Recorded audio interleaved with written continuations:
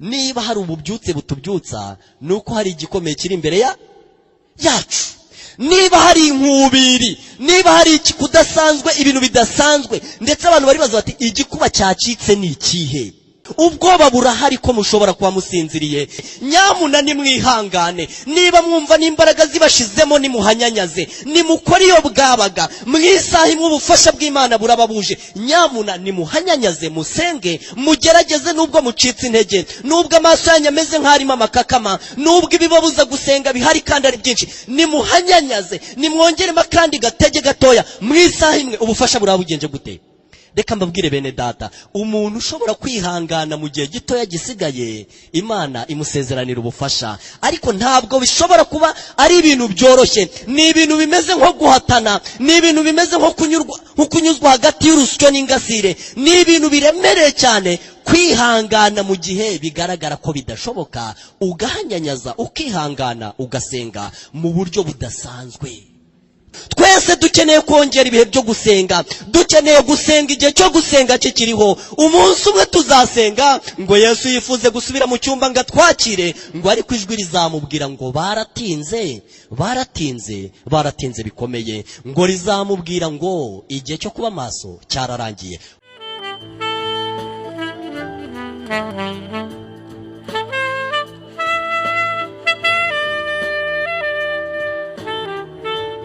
Uyu munsi tukaba tugiye kubana n'umubwirizabutumwa bwiza NZARAMBA Emmanuel wo kwitorero ry'Abadventiste umunsi wa karindwi rya Nyabisindu mu ntara y'ivugabutumwa ya Remera. Yesu ashimwe. Haleluya. Reka dushime Imana ikiturinze, ikiduhaye amagara mazima, kandi ikiturarika igakomanga ku mitima yacu, maze tugakoresha umudendezo wacu neza, tugateranira imbere yayo.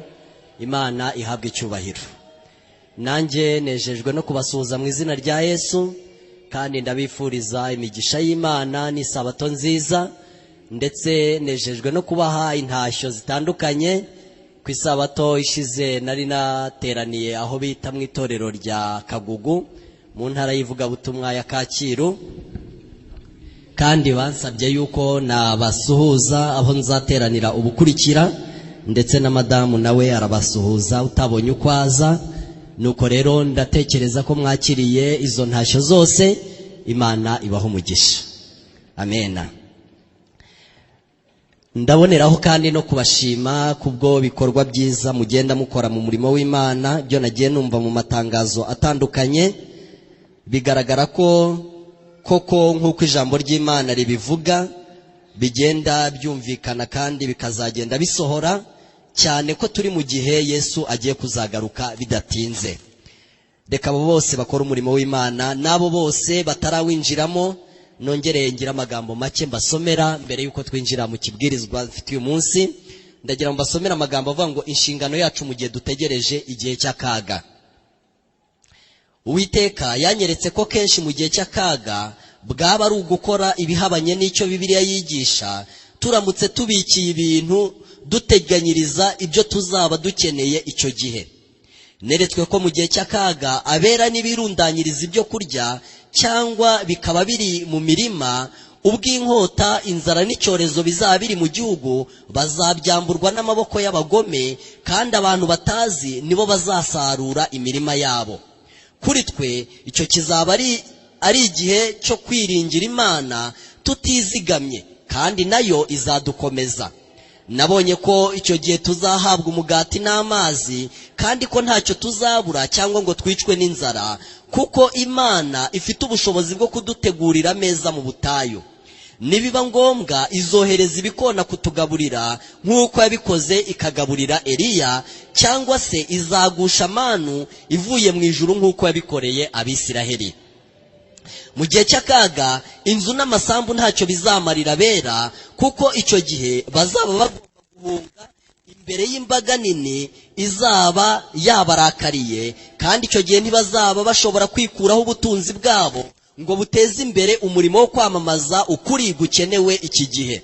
Neretswe ko ari ubushake bw'Imana kabera bakurirwaho ibibaremereye byose mbere y'uko igihe cy'akaga kigera, kandi bakagirana isezerano n'Imana kubw'igitambo. nibashyira ubutunzi bwabo ku gicaniro kandi bagasaba Imana kubashoboza inshingano yabo babikuye ku mutima, izabigisha igihe nyacyo cyo kwikuraho ubwo butunzi. Mu gihe cy'akaga bazaba bafite umudendezo, badafite ibibaziga bibabuza gutambuka. Nabonye ko niba hari abihambira ku butunzi bwabo maze ntibigere basaba Imana kugira ngo ibahishurire icyo bagomba gukora, Imana ntizigere ibahishurira inshingano yabo. Bazemererwa gukomeza gutunga ubutunzi bwabo, bityo mu gihe cy'akaga ubwo butunzi buzababera nk'umusozi ugiye kubagwira. Bazagerageza kubwikuraho nyamara ntibizabashobokera. Numvise bamwe babogoza amarira bavuga bati, umurimo w'Imana wagenda gucika intege, ubwoko bw'Imana bwari bufite inzara yo kumenya ukuri, natwe nta muhati twakoresheje kugira ngo dutange ibyari bikenewe, none ubutunzi bwacu bupfuye ubusa. Yaba twaraburetse bukagenda maze tukibikira ubutunzi mu ijuru, nabonye ko igitambo kitiyongeraga ahubwo cyaragabanutse maze kirakongoka. Nanone nabonye ko Imana itari yarasabye ubwoko bwayo bwose kwikuraho ubutunzi bwabo icyarimwe, ariko iyo bwifuzaga kwigishwa mu gihe ari ngombwa, Imana yabwigishaga igihe cyo kugurisha ubutunzi ndetse n'ingano y'ubwo bagomba kugurisha. Mu bihe byashize abantu bamwe bagiye basabwa gutanga ubutunzi bwabo kugira ngo bashyigikire umurimo w'itsinda ry'abategereje, mu gihe abandi bo bemererwaga gukomeza kuwuzigama. Ibi ni ibintu bizasaba gukoreshwa n'umwuka w'Imana cyane, no kumenyera ijwi ry'Imana, umuntu akagenda amenya icyo Imana imushakaho muri icyo gihe, kugeza ubwo abantu bazagenda batanga ubutunzi bwabo gake gakeya, kandi ngo umuja w'Imana yeretswe ko nta butunzi bw'umuntu w'Imana na bumwe buzigera bukoreshwa na Satani, kuko umwuka w'Imana uzagenda uyobora abantu, uzajya ubabwira igihe cyo gutanga ubutunzi n'ingano y'ubwo bakwiriye gutanga, kugeza ubwo icyo gihe kizagera nta butunzi na buke bagisigaranye mu biganza byabo. Ni nahacu rero kugenda dukoreshwa n'umwuka w'Imana cyane. Kandi ikindi nababwira bene data, ndagira mbabwire yuko tugomba kugera ku rwego twimenyereza gutega amatwi ijwi ry'umwuka w'Imana rivugira mu mitimanama yacu. Abagira rero uruhare n'abashaka kubyinjiramo bose, Imana ibaha umugisha kubw'uwo murimo mwiza wo kugenda twikuraho iyo mitwaro n'iyo mizigo izakurura abantu mu gihe cy'akaga. Tugiye kuganira ijambo ry'Imana ryiza, ijambo rifite umutwe uvuga ngo iherezo ry'ububyutse, noneho musinzire muruhuke. Ndabizi neza ko icyigisho ngiye kubigisha atari ubwa mbere mukize, hari n'abo twagiye duhura tukiganira, ariko ni byiza yuko twongera gusubiramo amagambo y'Imana. N'ubundi umugaragu w'Imana Salomo yavuze ko byose byumviswe nta gishyashya, ariko nanone Rina White yavuze ko ibintu dutuwe tuzi neza, Imana nitwicisha bugufi izabihindura bishyashya mu mitima yacu. Reka nanone mu buryo bwo kwibuka isezerano Imana yadusezeraniye yuko nitubumbura ijambo ryayo izaba hagati muri twe, reka nanone duhombeka amaso yacu dusenge.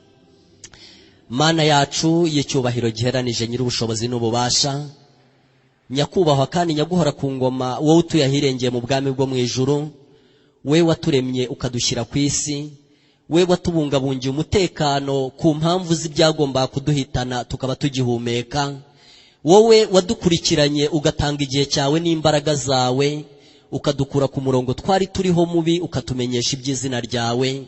Nubwo imitima yacu yagoranaga, nubwo twari dufite amananiza twumvaga nabi, tugushimiye ko utatwivumburiye, tugushimiye ko watwihanganiye, tugushimiye ko wakomeje ukitanga, ugatanga byose nawe ubwawe ukitanga, kandi tugushimiye imigisha waduhaye muri ubu buzima, tugushimiye imbaraga zawe zakoranye n'imitima yacu mu bihe bitandukanye. N'uyu mwanya twicishije bugufi, turagusabye ngo umwuka w'Imana abe ku mitima yacu, ubuntu bwa Yesu Kristo budukabakabe kandi butwemeze, budutere guhindura icyerekezo, buzaduhesha amahirwe yo kuzaba mu bwami bwawe. Kandi umuntu wese uri muri uru rusengero uteze amatwi, turagusabye ngo umuhe umugisha nyakubahwa, umurinde ko yapfirwa ubusa, umurinde ku mwanya we wamubera imfabusa, ahubwo umwanya yatanze uzamuha ingororano yo kuzaba mu bwami bwawe. Ibyo waduhaye byinshi n'ibyo watugejejeho uzaduha umugisha iyindi yo kuzakubona, tubisabye mu izina rya Yesu umwami wacu, amena. Icyigisho kiravuga ngo iherezo ry'ububyutse, noneho nimusinzire muruhuke.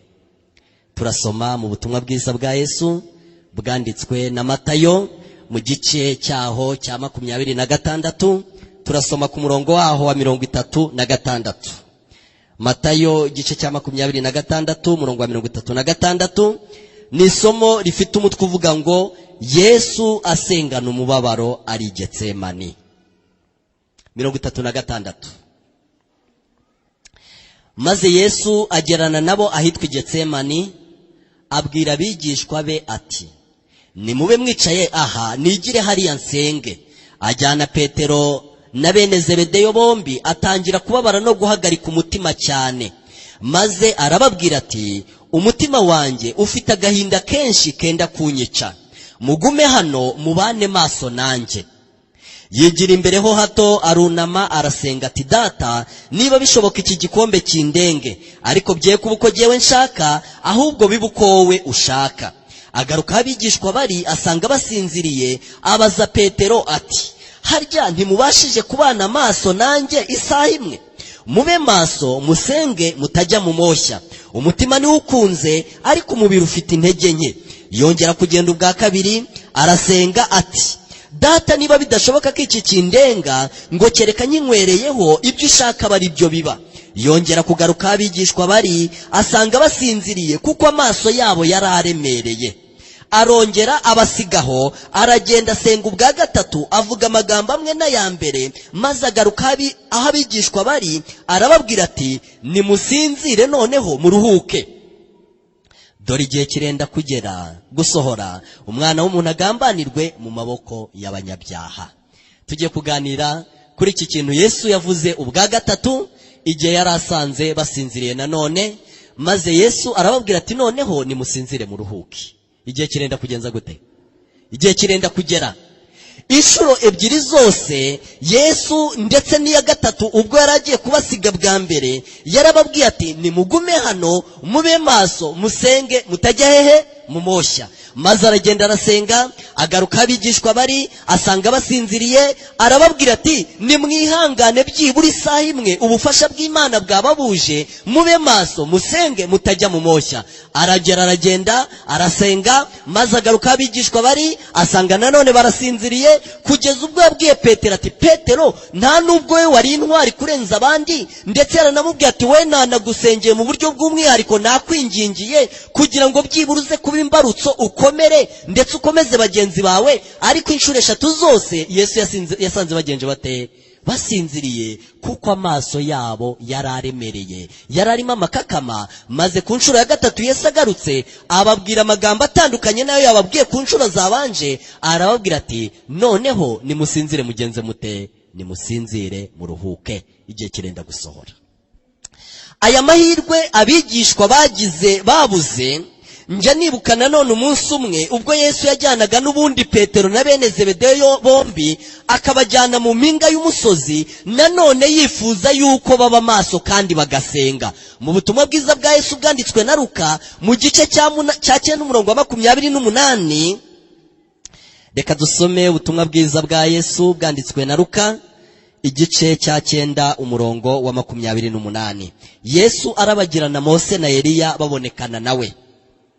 Hanyuma y'ibyo hashize iminsi 8, ajyana Petero na Yohana na Yakobo, azamuka umusozi ajya gusenga. Agisenga, ishusho yo mu maso ye ihinduka ukundi, n'imyenda ye ibimyeru irarabagirana. Abantu babiri bavugana nawe, aribo Mose na Eliya, baboneka bafite ubwiza, bavuga iby'urupfu rwe urwo yaragiye kuzapfira i Yerusalemu.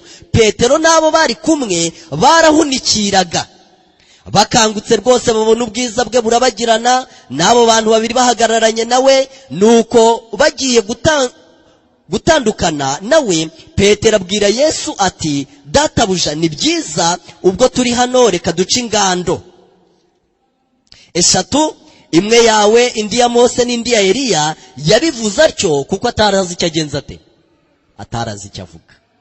Ahangaha igihe Yesu yari yabajyanye kugira ngo basenge, kuko yabonaga urugamba ruri imbere, abona nuko ibintu bimeze imbere, maze yifuza ko basengana. Kandi muri buri nshuro yose Yesu yifuzaga gusengana n'abigishwa be, burya Yesu yarasenze kandi agira ubufasha ahabwa, kandi ubwo bufasha Yesu yahabwaga ni nabwo bufasha abigishwa bari guhabwa iyo bashobora kuba maso bakagenza bate, bagasenga.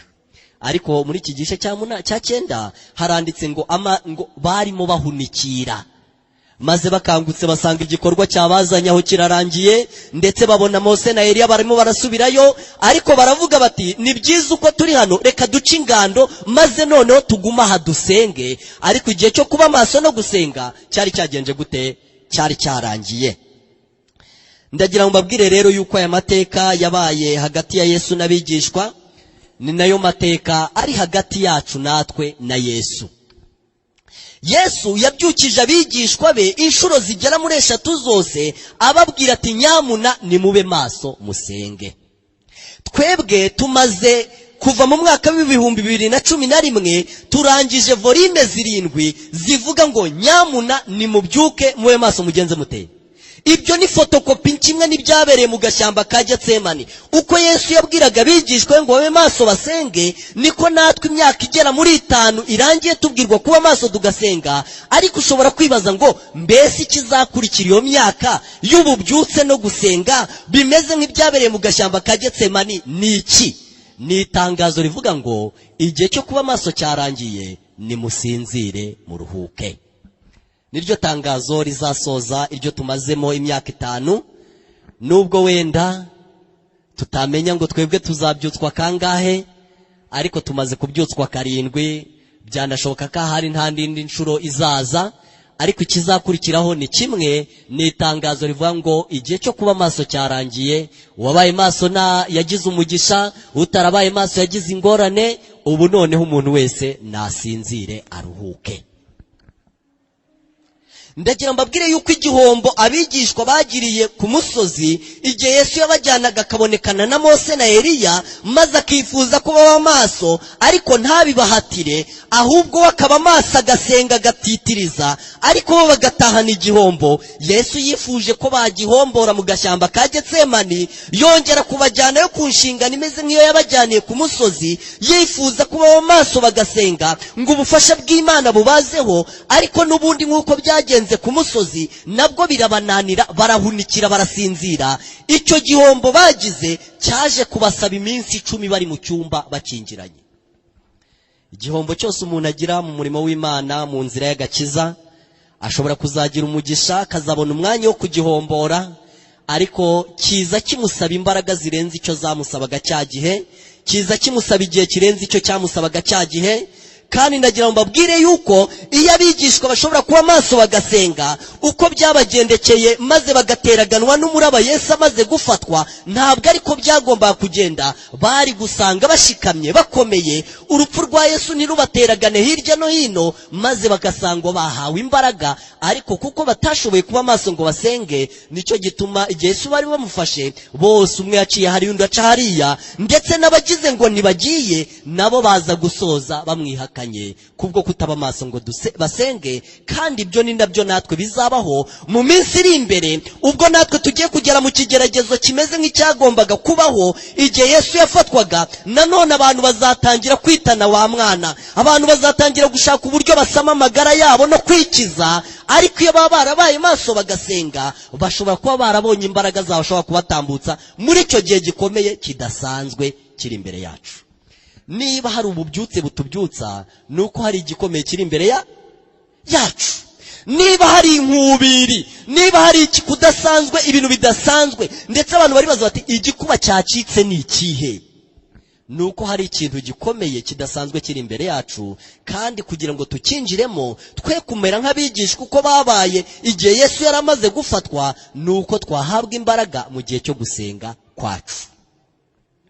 Ariko ndajya mbabwira ikintu gikomeye, nuko n'uyu munsi gusenga kugerwa ku mashyi, bigirwa na ngerere, bikorwa mu buryo bw'umuhango. Ntabwo ari abantu benshi bitangira gusenga mu buryo bukomeye kugeza ubwo basenga bakagera nka Yesu, bakumva rwose Yesu yabwiye abantu atigiza nkana, arababwira ati data, ndumva ahantu hose ijuru rikinze, ndumva amasengesho atarenga igicu, ndumva ngoswe n'umwijima. Agera ubwo abwira Imana ati ndagusabye Mana, shaka ubundi buryo wakiza umunyabyaha utabicishije muri nge. Ariko arakomeza arasenga, arakomeza arahatiriza, kugeza ubwo igicu cyatamurutse, maze Yesu ahabwa umugisha. Ndagira mbabwire yuko abantu bazihangana nka Yesu, bagatitiriza nubwo babona bikomeye.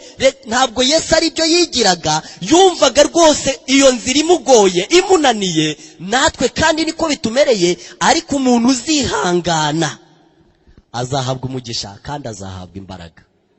Ni ukuri simbabeshya, hasigaye igihe gitoya cyo gusenga, kandi kizasozwa n'itangazo rizaza muri buri muntu wese rimusaba gusinzira.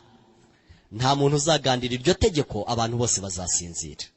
Ikibazo ni uko bazaba barabaye maso igihe cyo kuba maso. Nifuza kukubwira iki kintu, nkagusaba ko kugiha agaciro, kuko iki kintu ni ipfundo ripfundikiye. General Conference yerutse kuandika amagambo, aravuga ngo reka tugerageze n'intwaro yo gusenga, turebe icyo nayo yabyara. Dufata umwanya uhagije uruto dufata mu kazi kacu dusenga, turebe ngo nabyo byatanga uwuhe musaruro. Ariko ndagira ngo ngusomere amagambo umuja w'Imana yanditse mu gitabo cyitwa Inyandiko z'ibanze, ku cyigisho gifite umutwe uvuga ngo Iherezo ry'imyaka 2300, kiri kuri page ya 65. Aya magambo ndifuza ko yatega amatwi kandi arakugirira umumaro. Page 65 mu gitabo cy'Inyandiko z'ibanze, aho Elina White yagize iyerekwa rikomeye, nifuza ko dutekerezaho. Page 65, cyigisho gifite umutwe uvuga ngo Iherezo ry'imyaka 2300. Nabonye intebe y'ubwami, kuri iyo ntebe hari hicaye data wa twese n'umwana we. Nitegereje mu maso ha Yesu, maze nishimira uko yari uw'igikundiro. Sinashoboraga kwitegereza mu maso ha data wa twese, kuko yari akingirijwe n'umucyo mwinshi cyane urabagirana. Nabajije Yesu niba data wa twese ameze nka Yesu bwe, yambwiye ko bameze kimwe, ariko ko ntashoboraga kumwitegereza. Yesu yarambwiye ati, uramutse urebye ubwiza bwa data wa twese ntiwakongera kubaho. Imbere y'intebe y'ubwami nahabonye ishyanga ry'abategereje kugaruka kwa Yesu, harimo itorero n'abisi. Nabonye amatsinda abiri, rimwe ryacaga bugufi imbere y'iyo ntebe y'ubwami ribyishimiye cyane, mu gihe irindi tsinda ryahagararaga ritabyishimiye habe no kubyitaho. Abari bunamye imbere y'intebe y'ubwami barasengaga kandi batumbiraga Yesu. Yesu nawe yahangaga se amaso, agasa naho arimo kubingingira. Umucyo wavaga kuri data wa twese ukajya ku mwana we, kandi ukava ku mwana werekera kuri iryo tsinda ryasengaga.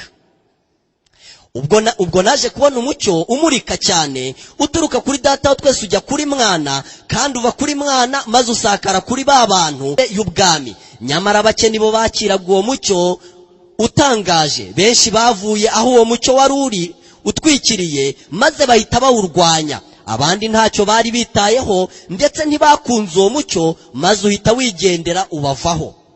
Bamwe barawukunze, maze baragenda bapfukamana na rya tsinda rito ryasengaga. Abari muri iryo tsinda bose bakiriye umucyo. Imana ihabwa icyubahiro. Umuja w'Imana Elina White yeretswe intebe y'ubwami, yari iriho data wa twese, yari iriho umwana we. Imbere y'iyo ntebe ahabona itsinda ry'abategereje, ariko aribona ririmo amatsinda abiri.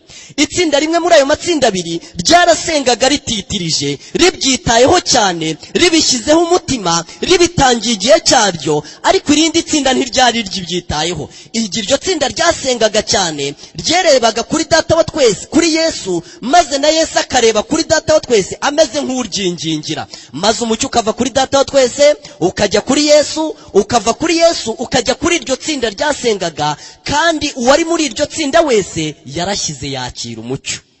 Reka wumve uko byagenze. Bamwe barawukunze maze baragenda bapfukamana na rya tsinda rito ryasengaga. Abari muri iryo tsinda bose bakiriye uwo mucyo kandi barawishimira, ndetse mu maso habo harabagirana ubwiza bwawo. nabonye data twese ahaguruka kuri ya ntebe y'ubwami, maze aragenda mu igare ryaka umuriro ajya ahera cyane inyuma y'umwenda ukingiriza, nuko arahicara. Maze Yesu nawe ahaguruka ku ntebe y'ubwami, kandi benshi mu bari bunamye imbere y'iyo ntebe bahagurukana nawe. Yesu amaze guhaguruka, sinigera mbona umurasire n'umwe w'umucyo uvuye kuri Yesu ngo ugere kuri ya mbaga itari ifite icyo yitayeho, maze isigara mu mwijima w'icuraburindi. Abahagurutse igihe Yesu nawe yahagurukaga bakomeje guhanga amaso kuri we ubwo yavaga ku ntebe y'ubwami, maze akabajyana hanze ku ntera ngufi. Bahageze, Yesu yazamuye ukuboko kwe kw'iburyo, maze twumva ijwi rye ryiza rivuga riti, mutegerereze hano, ngiye kwa data guhabwa ubwami. Ntimwanduze imyenda yanyu, kandi mu kanya gato cyane nzagaruka mvuye mu bukwe, maze mbajyane iwanjye. Umuje w'Imana yabonye data twese ahaguruka kuri ya ntebe, ajya ahera cyane hirya y'umwenda mu cyumba arahicara. Agiye kubonabona na Yesu ahagurutse kuri ya ntebe, nawe agenda muri icyo cyumba. Ariko igihe Yesu yarahagurutse, nawe yabonye rya tsinda ryasengaga rihagurukana nawe, ndetse Yesu ariyobora ku ntera ngufi, maze aza kuribwira amagambo akomeye ngo, nimugume hano, mutegerereze hano, ntimwanduze imyenda yanyu, ngiye kwa data guhabwa ubwami, mu gihe gitoya nzagaruka mvuye mu bukwe, maze mbajyane iwanjye. Ariko ikintu cyatangaje Rina White ni uko igihe Yesu yahagurukaga atigeze abona umurasire na muke uva kuri Yesu ngo ugere kuri ya mbaga itari ifite icyo yitayeho. Byaje kugenda bite rero? Yesu yuri iryo gare, maze Yesu yuri iryo gare mujyana ahera cyane. Ariko ahanganditse ngo, mutegereze hano, ngiye kwa data guhabwa ubwami, ntimwanduze imyambaro yanyu, kandi mu kanya gatoya nzagaruka mvuye mu bukwe. Aya magambo nibuze kuyavugaho. Yaravuze mu kanya gatoya nzagaruka mvuye he? Mvuye mu bukwe, maze mbajyane iwanjye. Nuko igare rigoswe n'igicu rifite inziga zimeze nk'umuriro ugurumana, rikikijwe n'abamarayika riza aho Yesu ayarari. Yesu yuriye iryo gare, maze rimujyana ahera cyane, ariho data wa twese yari yicaye. Aho niho nabonye Yesu umutambyi mukuru ukomeye cyane ahagaze imbere ya data. Ku ncunda z'ikanzu ye hari inzogera n'igisingo gitukura. Abahagurukanye na Yesu bashoboraga gushyira ibyiringiro byabo kuri we, aho yari ari aho ahera cyane, kandi bagasenga bagira bati, data duhe ku mwuka wawe. Bagisenga batyo, Yesu yabahuyeho umwuka wera, kandi muri uko guhumeka yaramaze guhaguruka ku ntebe y'imbabazi, kandi bigaragara ko yamaze kujya mu cyumba kiri ahera cyane. Nibwo iri tsinda noneho ngo ryashishikariye gusenga, ndetse ryumva inkomyi zatumaga ridasenga zikuweho, ngo maze rihita rireba kuri ya ntebe yari iriho data wa twese, ngo ritangira gusenga risaba umwuka wera. Ariko ngo Satani wari waje kuri iyo ntebe, wari wigize nka marayika w'umucyo, arihuhiraho imbaraga, arihuhiraho umwuka, maze uwo mwuka wari urimo imbaraga nyinshi cyane. Ariko ntiwari urimo urukundo, ntiwari urimo amahoro, ntiwari urimo ibyishimo, nta n'umutuzo n'umutekano wari uririmo. Bene data bashiki banjye, ndagira mbabwire yuko Yesu yabwiye gatatu kose abigishwa be ati, nimusenge mube maso, nyamuna nimusenge. Yesu yageze ubwabwira ati, wasanga mu isaha imwe ubufasha Imana yagennye gutanga bwaba buje, nyamuna nimwihangane. Niba mwumva n'imbaraga zibashizemo, nimuhanyanyaze, nimukore iyo bwabaga. Mu isaha imwe ubufasha bw'Imana buraba buje, nyamuna nimuhanyanyaze, musenge, mugerageze nubwo mucitse intege, nubwo amaso yanyu ameze nk'arimo amakakama, nubwo ibibabuza gusenga bihari kandi ari byinshi, nimuhanyanyaze, nimwongeremo kandi gatege gatoya. Mu isaha imwe ubufasha burabugenje gute? Reka mbabwire bene data, umuntu ushobora kwihangana mu gihe gitoya gisigaye, Imana imusezeranira ubufasha. Ariko ntabwo bishobora kuba ari ibintu byoroshye, ni ibintu bimeze nko guhatana, ni ibintu bimeze nko kunyuzwa hagati y'urusyo n'ingasire, ni ibintu biremereye cyane. Kwihangana mu gihe bigaragara ko bidashoboka, ugahanyanyaza, ukihangana, ugasenga mu buryo budasanzwe, ikintu gikomeye. Volume ya mbere y'ububyutse yaraje 2011, volume ya kabiri yaraje, nyamuntu ukuntu zazaga zisaba abantu gusenga, ukuntu zazaga kwihangana no kuba maso, mumenye yuko zifite ikintu kizazikurikira, kandi icyo kintu kizaba ari ishungura. Icyo kintu kizatuma rwose bimera nk'uko byagendekeye abigishwa ba Yesu igihe Yesu yaramaze gufatwa. Uko byabagendekeye namwe murabizi. Mbese bose bahise batatana, buri wese abura imbaraga zimubashisha gushikama muri icyo gihe kidasanzwe, kuko aho imbaraga zitangirwa n'igihe cyo gutangwa kwazo ntabwo bari babashije kuba maso ngo babyakire. Kandi bene data, nibe nabo bagize undi mugisha yuko iyi si yabo isi itari igiye kurangira, byibura icyo gihombo bahombye igihe Yesu yabajyanaga ku musozi, icyo gihombo bahombye igihe Yesu yabajyanaga ku gashyamba ka Getsemani, nibe nabo bahawe igihe cyo gutegereza ku munsi wa Pentekote, nubwo byabasabye igihe kitari isaha imwe, bikabasaba imbaraga nyinshi n'igihe kirekire, ariko barihanganye, maze za mbaraga Yesu yababwiraga barashyira bagenza bate? Barazihabwa. None se nkatwe tudafite ikindi gihe kizabaho nyuma yacu, ngo wenda mu gihe Imana ikurikirana abandi bantu natwe tube turi kuza, twebwe ko bizaba bijyanye no kurangira kw'isi? Abigishwa bagize ayo mahirwe, ariko ntabwo twayishinga, kuko abantu benshi batazagira amahirwe nk'ayabigishwa bagenje bate? Bagize. Yesu yigeze aca imigani ibiri. Umugani umwe wanditse muri Matayo 22, witwa umugani w'umwambaro w'ubukwe bw'umwana w'umwami. Muri uwo mugani w'umwambaro w'ubukwe bw'umwana w'umwami, abantu bazaga mu nzu yo gucurizamo ubukwe, maze bagahabwa umwenda wera, bakinjira mu nzu yo gutegerezamo umukwe. Abantu binjiye mu nzu yo gutegereza umukwe muri Matayo 22, ariko umukwe yaje muri Matayo 25.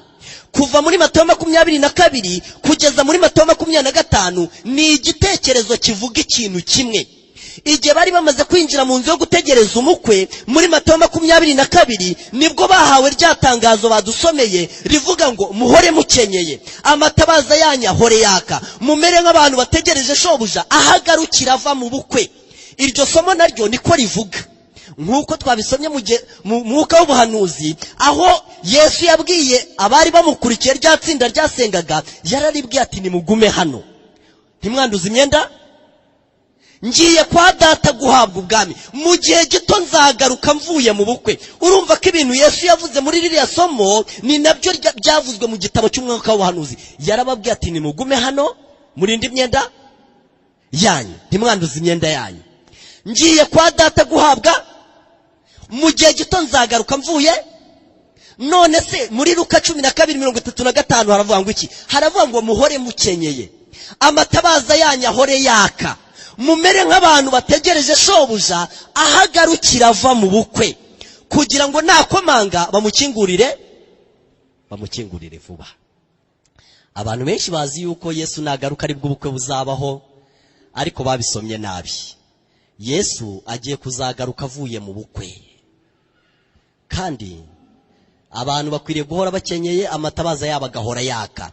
Mu gihe abantu binjiye mu nzu yo gutegereza umukwe muri Matayo 22, muri Matayo 24 batangiye kubona ibimenyetso by'uko umukwe agiye kugenza ate, by'uko umukwe agiye kuza. Abo bantu binjiye mu nzu nibo bahawe iryo tangazo rivuga ngo muhore mukenyeye, nibo babwiye ngo amatabaza yanyu ahore yaka, nibo babwiye ngo mumere nk'abantu bategereje shebuja ahagarukira ava mu bukwe. Iryo tangazo ryabwiwe abantu binjiye mu nzu yo gutegereza umukwe, kandi iryo tangazo ryatanzwe muri Matayo 22. Muri Matayo 24 ibimenyetso by'uko umukwe atangiye kuza bitangira kuboneka. Muri Matayo 25 nibwo humvikanye urusaku ngo umukwe agenje ate, nimusohoke mumusanganire. Ibintu bya Bibiliya birakomeye. Ndagira ngo mbabwire bene data bashiki banjye, igihe itangazo n'irarika ryo kwinjira mu nzu yo gutegereza umukwe ryatangwaga, igihe bamwe, umugabane umwe, buri ikintu bita gucika ku icumu kirakomeye. Umugabane umwe batanze urwitwazo banga kuza mu nzu yo gucurizamo umukwe. Umugabane wa kabiri bemeye kuza ariko banga umwenda. Reka banze kuza tubihorere, reka nabanze umwenda tubihorere, dutekereze ko umuntu uraha wese yaje kandi yambaye umwenda. abo bantu binjiye mu nzu nibo babwiye itangazo ngo yaza mu gicuku, yaza mu nkoko, yaza mu bunyoni, yaza mu museke, azasange mukenyeye, azasange amatabaza yanyu yaka, kandi nakomanga bazahite bamukingurira. Muri ririya somo ryo muri Matayo 25 bavuga ngo ariko ninjoro mu gicuku humvikana urusaku ngo umukwe araje, ngaho nimusohoke mumusanganire. Reka mbabwire, muri Matayo 25 haranditse ngo nuko umukwe atinze bose barahunikira bagenza bate. Gusinzira ntabwo ari ikosa, ahubwo ni ugushyira itegeko ry'Imana mu bikorwa. Itegeko rigomba kubwira umuntu wese ngo iherezo ry'ububyutse, noneho nimusinzire muruhuke. Ikigaragaza ko gusinzira atari ikosa, cyane cyane igihe umuntu asinziriye mu gihe cyabyo, cyane cyane igihe yabaye maso mu gihe cyo kuba maso. Ikigaragaza ko atari ikosa nuko hatasinziriye abapfu gusa, ahubwo abapfu n'abanyabwenge bose bagenje bate, barasinziriye, bose bashyize itegeko ry'Imana mu bikorwa. Reka mbabwire ikosa ribaho, nuko abantu bajya basinzira mu gihe cyo kuba maso, ahubwo igihe cyo gusinzira cyaza bagakanguka. Maze abigishwa barakanguka babwira Yesu bati twakwigumiye aha tugasenga, kandi ubufasha bwatanzwe bwarangiye. Ntabwo Imana iri bwongere kuza gutanga ubufasha kubakererewe, ahubwo bwarangiye. Batari ko reka tugume hano tugenze gute, dusenge. Igihe cyari cyo gusenga, mwiyerekwe nawe yagize ya matsinda abiri ari imbere y'intebe y'Imana, rimwe ryarasengaga mu gihe cyo gusenga, irindi ritabyitayeho mu gihe cyo kugenza gute, cyo gusenga. Maze igihe cyo gusenga kimaze kurangira, umwuka wera umaze gutangwa, maze Imana imaze guhira umwuka kubabwiraga Imana bati Mana turagusabye tukwinginga, duhe ku mwuka wawe. Bibaraje inshinga, bituma barara bataryamye, babigendana mu nzira, basenga ku manywa na nijoro ngo bahabwe umwuka. Bamaze guhabwa umwuka, nibwo ryatsinda ritari byitayeho noneho ryakangutse, naryo riraza riti duhe ku mwuka. Bene data, Imana izadufashe tutazakora ibintu mu gihe kitari cyabyo, ahubwo niba uyu munsi turi mu gihe cyo kuba maso, volume zikaba zisimburana zibwira abantu ziti dufite ubwoba ko mutabyutse, dufite ubwoba ko musinziriye. Nubwo bigaragara ko muri mu rusengero, nyamuna nubwo muri abigishwa, nubwo nta wavuga ko muri abapagani, ubwoba burahari ko mushobora kuba musinziriye. Ni ubwo uyu munsi ari nkubiri yo kubwira abantu ngo nibabyuke. Ubwoba burahari ko abantu bashobora kuba basinziriye, ko bashobora kuba batabyuka, ko bashobora kuba amaso yabo arimo amakakama. Ariko niba narimo amakakama, nibihangane bahanyanyaze akanya gatoya k'isaha imwe, bagerageze bihangane, biyongeremo agafu gakeya cyane, maze isaha imwe niyibura ngo Imana itanga ubufasha, abantu bazifuza ubufasha igihe cyo kubutanga cyararangiye. Maze babwire Yesu bati reka tugume ku musozi. Igihe cyagenje gute? Eliya na Mose basubiye mu ijuru, Yesu yamaze kurabagirana, abantu bazaba maso. Reka mbabwire Yesu abakiranutsi bamara kuvuga bati duhe ku mwuka Yesu, nk'uko twabisomye muri kiriya gitabo, yamaze kubaha, nibwo abantu bazareba kuri ya ntebe, maze Satani bamubwire bati duhe ku mwuka wawe. Bene data bashiki banjye, ubwoba burahari, ubwoba burahari yuko dushobora kuba tudasenga. Niba Yesu yarasenze kugeza ubwo ngo ibyuya bye bihinduka amaraso, niba umugaragu w'Imana Yakobo yarasenze, ino teretse ngo ni bake gusa bazi gukirana n'Imana nka Yakobo, bake gusa. Abantu ntibasenga nk'uko byakagombye, basenga nk'uko babyiyumvishamo. Yesu kugira ngo abone ubufasha yarasenze, imitsi iraturika. Si ukugira ngo Imana iduhime cyangwa itugore, oya, ni ukugira ngo Imana iduhe ubufasha. Ibanje guhamagara Satani, mubwire iti Satani, ibimenyetso by'uko aba bantu batagushaka ngibi, ibimenyetso by'uko badashaka ubwami bwawe ngibi, aba bantu ntabwo bagushaka Satani. Iteka ryose Satani arega Imana yuko Imana imutwara abantu kuko imurusha amaboko, yuko abantu bakikundira Satani, ariko Imana kuko imurusha amaboko ikabamutwara. Imana ikeneye abantu itangaho ubuhamya mbere yuko itanga ubufasha, ikabanza igahamagara Satani, ikabanza ikagaragaza ibimenyetso buri kuri twe yuko tudashaka Satani. Ikamubwira iti reba uyu muntu uburyo yasenze, reba uburyo aricyo kintu cyonyine kimuraje inshinga. Mbese Satani urashaka gushidikanya yuko uyu muntu atagushaka? Bene data, Imana ikeneye abantu badashaka Satani kandi batabivuga ku munwa, babigaragaza. imbaraga bakoresha mu gushaka Imana no mu guhunga Satani, Imana ikabanza ikazerekana, igahamagara Satani ikazimwereka. Iki kintu cyo gusenga nzi neza ko ari ingume, nzi neza ko kitageze ku ntego yacyo. Twese dukeneye kongera ibihe byo gusenga, dukeneye gusenga igihe cyo gusenga kikiriho. Umunsi umwe tuzasenga ngo Yesu yifuze gusubira mu cyumba ngo atwakire, ngo ariko ijwi rizamubwira ngo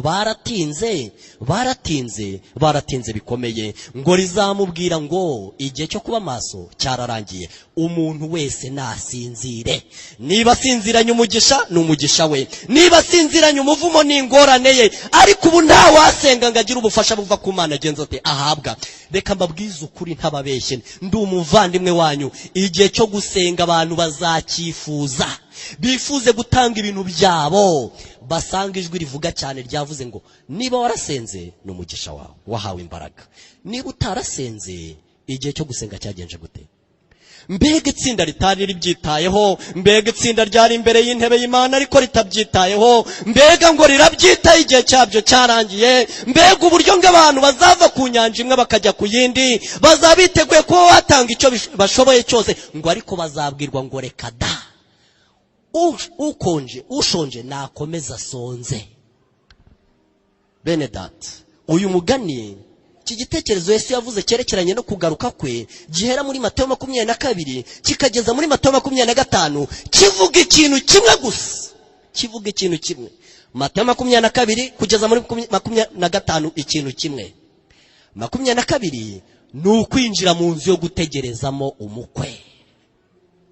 Ni ukubera iki tugomba kwinjira mu nzu, hakaba igihe twinjirira mu nzu n'igihe umukwe azazira. Ni uko igihe tugeze mu nzu duhita dutangira gukora ubukwe. Yesu azagaruka kuri iyi si ubukwe burangiye. Nimutega amatwi ndabinginze. Yesu azaza ubukwe burangiye. None se ubukwe ni iki?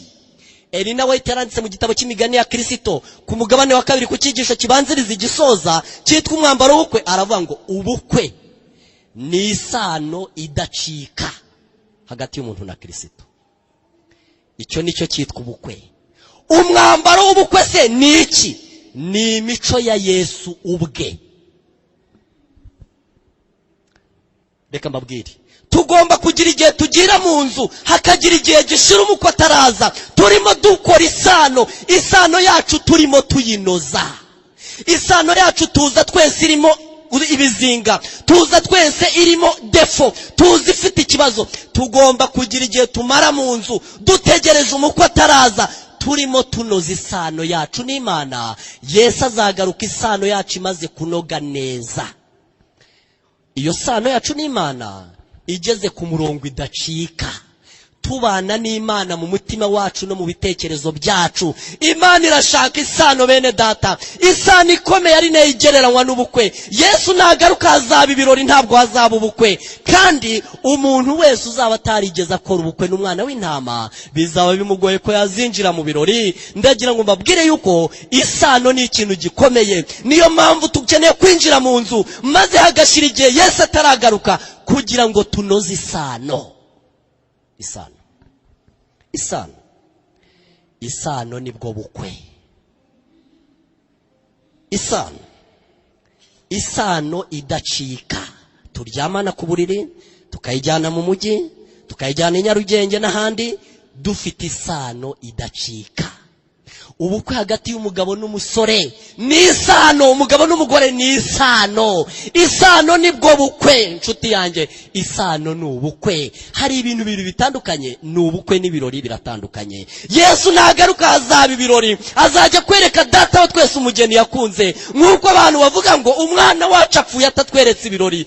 Isano ni ubukwe, kandi Yesu nagaruka azaza avuye mu bukwe. Niko muri Luka 12:35 bavuga, muhore mukenyeye amatabaza yanyu ahore yaka, muri mu nzu yo gutegereza umukwe, mumeze nk'abantu bategereje shobuja ahagarukira ava mu bukwe, kugira ngo nakomanga bamukingurire vuba. Ni ukugira ngo isano tuyinoze. Imana ikabiduhera igihe. Isano sinzi uko nayibabwira, ariko dukeneye isano ku buryo Imana iyo sano ngo igera hikanyura Imana, ngo Imana yajyanye umuntu bita Enoki, ngo Enoki yabanye n'Imana, ngo agera ubwo anyura umutima w'Imana, Imana iramwijyanira. Bene data, tuzajya mu ijuru Imana imaze guhamya ko tuyinyuze, kandi tuzajya mu ijuru. Niyo mpamvu mu ijuru abazajya aribo bake kurenza abazarimbuka. Mu ijuru hazajya abantu b'indobanure bafite isano ihamye itakirimo agatotsi, isano Imana yahaye abantu umwanya bakayitunganya, isano bagiranye n'Imana, Imana ikabaha igihe cyo kuguma mu nzu bategereje umukwe, hagati aho barimo banoza isano. Isano ni nziza cyane, isano ni nziza. Reka mbabwire n'icyo abantu b'Imana basengeraga aha. Basengaga Imana bati, Mana ko tubona ibintu biki turimo tutajyana mu ijuru bizagenda bite? None se Mana ko tureba inenge nyinshi ziki turimo? Bari abantu bari imbere y'intebe y'Imana ngo basenga, nta kindi kintu basengeraga no kugira ngo gukocama kubashiremo, no kugira ngo isano yabo n'Imana inoge, kandi abantu bagomba kujya mu ijuru isano yaramaze kunoga neza. Ndagira ngo nsome amagambo meza yanditse mu gitabo cy'intambara ikomeye, iki gitoya muzareba no mu kinini. Ngiye gusoma kuri page 306. Ibi bintu mbabwira kubyizera ni umugabane wa mbere, no kubiharanira bikaba wa kabiri, ariko byibura bikabanzirizwa no kubyizera. Dukeneye isano yacu n'Imana. Aya magambo yatega amatwi ndakwinginze. Aravuga ngo umuhanuzi aravuga ati, ninde uzabasha kwihangana ku munsi wo kuza kwe? Kandi ninde uzahagarara ubwo azaboneka? Kuko ameze nk'umuriro w'umucuzi n'isabune y'abameshi. Niko Yesu ameze. Ameze nk'umuriro w'abacuzi n'isabune y'iki? Y'abameshi. Kandi azicara nk'ucura ifeza akayitunganya, akayimara nk'inkamba. Azatunganya abahungu barewi abacencure nk'uko bacencura izahabu n'ifeza, maze bazatura Uwiteka amaturo yabo bakiranutse.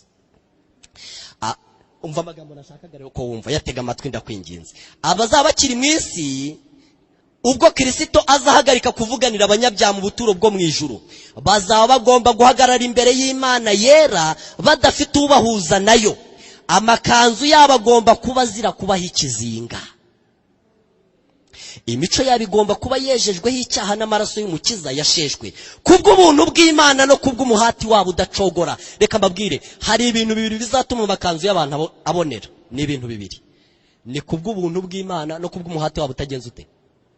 Abantu benshi baha agaciro ikintu kimwe, baha agaciro kubw'ubuntu bw'iki, ariko ikintu cyitwa kubw'umuhati wabo udacogora, icyo Yesu yabwiye abigishwa ati, ndabinginze nimuhanyanyaze, nimwiyongeremo akabaraga gakeya harabura umwanya muto, nimuhanyanyaze nubwo mwumva imbaraga zibashizemo, kubw'ubuntu bw'Imana kimwe no kubw'umuhati wabo utagenze ute. Reka mvuga kubw'ubuntu bw'Imana no kubw'umuhati wabo udacogora icyo bazageraho. Abazaba bakiri mu isi ubwo Kristo azahagarika kuvuganira abanyabyaha mu buturo bwera bwo mu ijuru, bazaba bagomba guhagarara imbere y'Imana badafite ubahuza nayo. Amakanzu yabo agomba kuba azira kubaho ikizinga. Imico yabo igomba kuba yejejweho icyaha n'amaraso y'umukiza yasheshwe, kubw'ubuntu bw'Imana no kubw'umuhati wabo udacogora.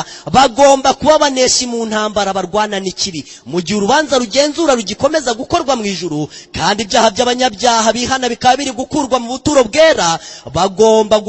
Hagomba gukorwa umurimo udasanzwe wo kwezwa no kuzinukwa icyaha mu bana b'Imana bakiri ku isi. Reka nsubiremo aya magambo.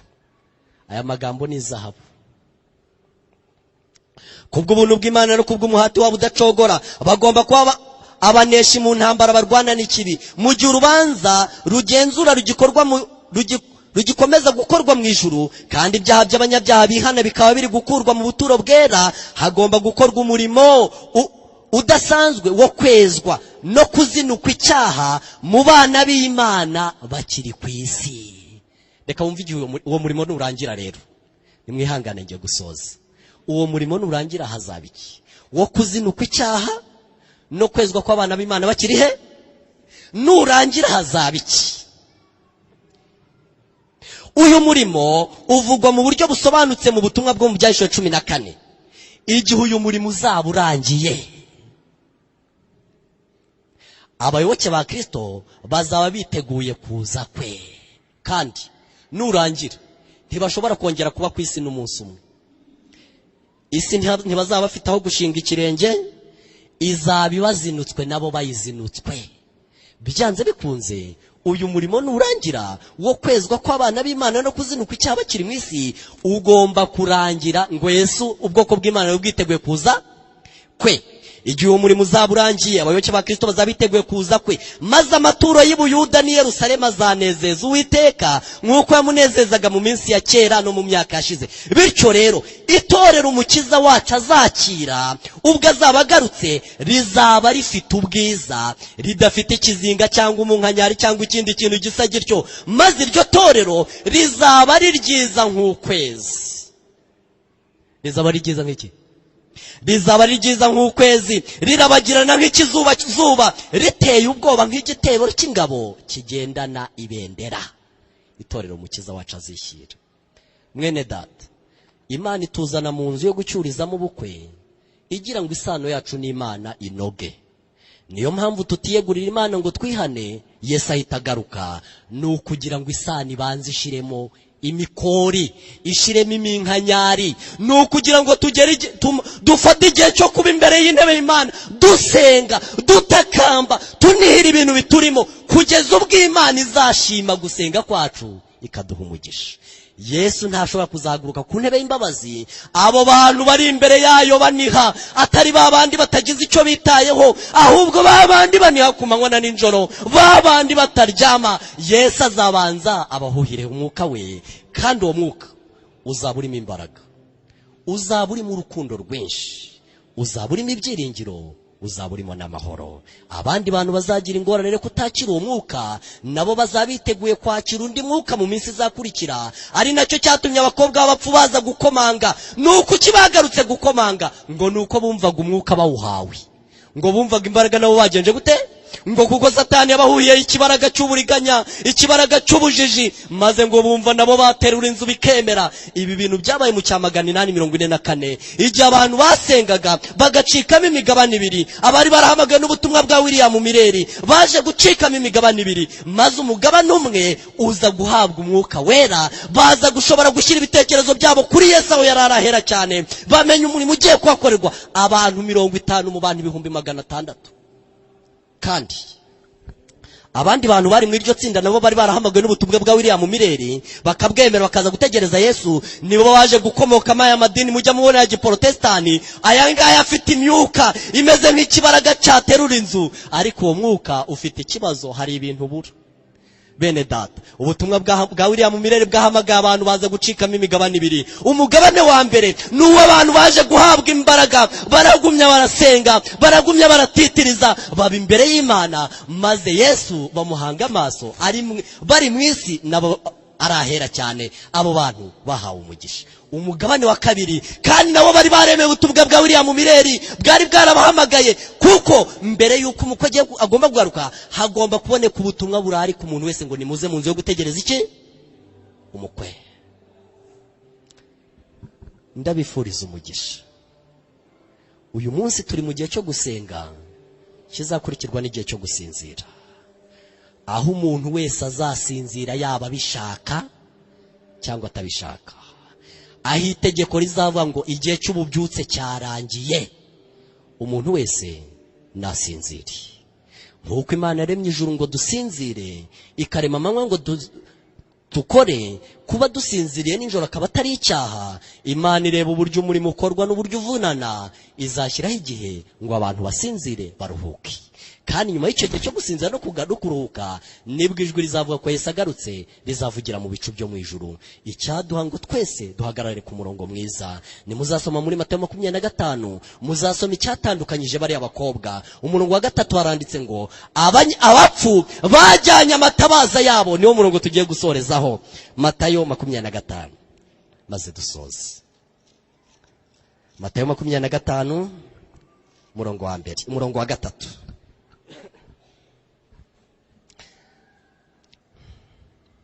Abapfu bajyanye amatabaza yabo, ntibajyana n'amavuta.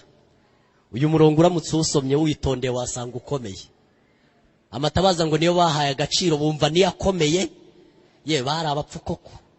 Bajyana amatabaza yabo ntibajyana n'iki? Iryo somo yo bavuze ngo ntibajyana n'amavuta bivuga ko bagomba kubijyana na byose. Ntago bagomba gufata amavuta amatabaza bayareke, ariko ikibazo nuko bajyanye amatabaza ntibajyane n'iki? N'amavuta. Murongo wa 4. Ariko abanyabwenge bo, uca akarongo kwiyo jambo rivuga ngo bo, kuko iyo jambo niryo rizana itandukaniro. Ariko abanyabwenge bo, reka wumve icyo bo bahereyeho.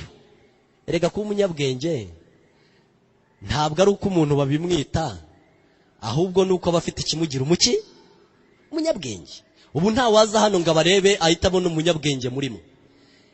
Hari ikintu kigira umunyabwenge, hari n'ikigira umuntu umupfu.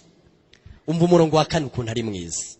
Ariko abanyabwenge bo bajyana amavuta mu mperezo. Urumva babanje amatara, bajyana amavuta mu mperezo zabo hamwe n'amatabaza. Hari ahantu habiri haba amavuta. Aha mbere ni mu itara, aha kabiri ni mu mperezo. Mu itara ubwaho habamo amavuta nubwo umuntu yaba adafite ayo mu mperezo. Ariko amavuta yo mu itara arakora akageza igihe runaka, hakazasigara hakora amavuta yo mu mperezo. Ndagira ngo mbabwire ko umuko agomba kuza hasigaye hakora amavuta yo mu mperezo. Mu mperezo ni hehe? Ni mu mitima yacu. Ndabizi neza ko mu ijambo ry'Imana harimo umwuka wera, ndabizi neza ko ryanditswe n'abantu bayobowe n'umwuka, ariko dukeneye umwuka uba mu mitima yacu. Amavuta yo mu mperezo yandi azakora igihe amavuta yo mu itara azabarangiye. Mbifurije mwese kugira ayo mavuta, kandi ngo twese bitubera mendeze yo kuzabona Yesu, yo kuzamusanganira ubwo azaba agarutse. Nibyo nakwifuriza umuntu wese kuri aya manywa, nibyo nasaba Imana ku bwanjye no ku bwanyu mu izina rya Yesu. Amen.